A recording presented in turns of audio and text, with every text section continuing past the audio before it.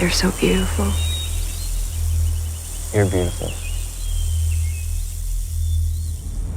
I wanted to first talk about Ohio, just the whole experience of being there and filming there was with working with the crew and everything. I'm so glad that this is your first question. That is a great question. Yeah. It's good. I'd only been to Cleveland, but I don't know. I remember Walton said something great when we got there. He was like, man, we live in a nation of parking lots. And it's so true in Youngstown. It was just like concrete, flat, a lot of box stores. There's no sidewalk. Like, there's just like, fuck you if you're a pedestrian. Like, figure it out. Place, yeah.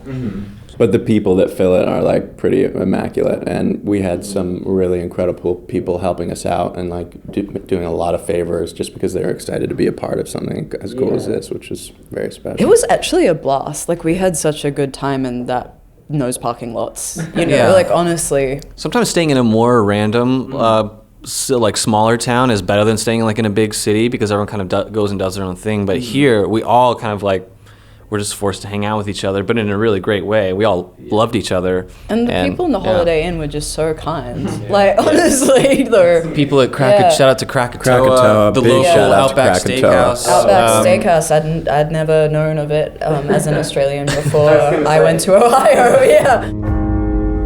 He never laid eyes on something so pure.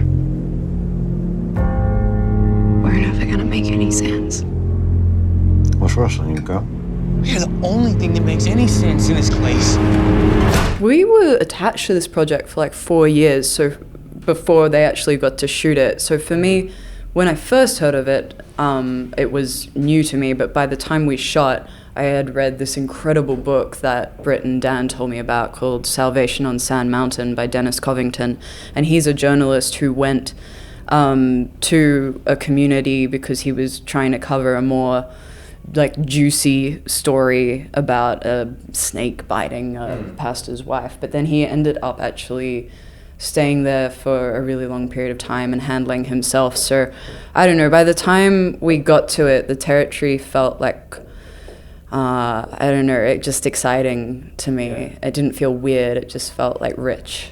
Before the script, I think I'd maybe heard of these things existing, but I had no real knowledge about it. And so I watched like a little documentary that was on like YouTube, and then like there was like some 60 minutes pieces and stuff.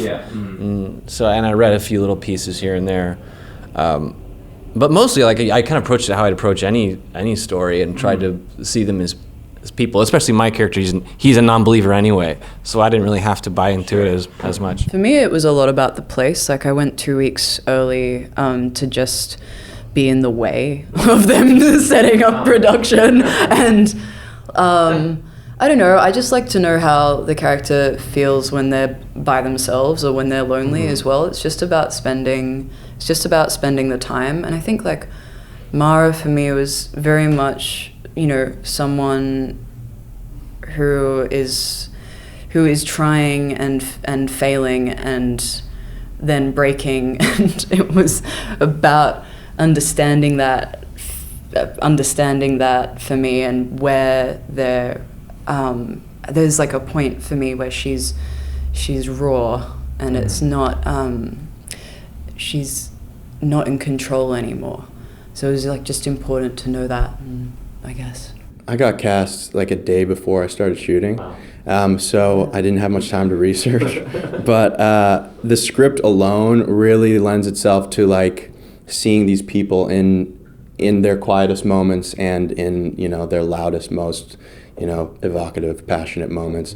And so I think the writing was where I kind of like gravitated towards and found just the reality in this character, and his conviction and his belief in this is nothing different than like believing you have to brush your teeth not to get cavities, I'm still not like, I do it, but I am still boring, man. Like, I should say as well, like, we went to not a snake handling church because they're actually quite hard to find because it's illegal in all states except West Virginia.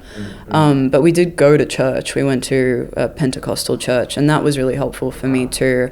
And also reading Hillbilly Elegy because, where I like come from and how I've grown up, what I could have underestimated was just how much the church is a kind of island for people where you can be like vulnerable, and that there is a, you know, like a true connection that you get from being able to be in that space. Yeah, and that's why it's so complicated to be able to be offered that, and then also to feel the disagreement that you can't help, you know, with your own self. Get out!